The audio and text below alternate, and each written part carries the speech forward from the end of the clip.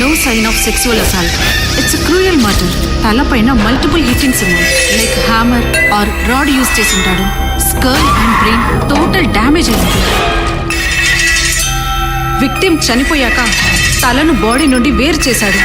So చంపినవాడు normal person కాదు. He is a monster.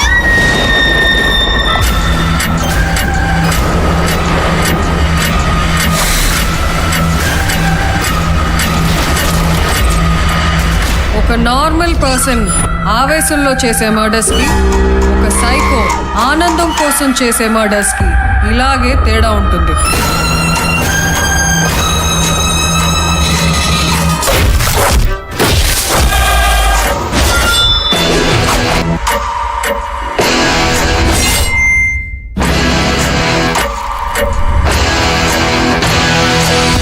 అసలు ఎవరు మేడం వీడు? ఒక్క క్లూ కూడా వదలకుండా ఇంత దారుణంగా చంపేస్తున్నాడు.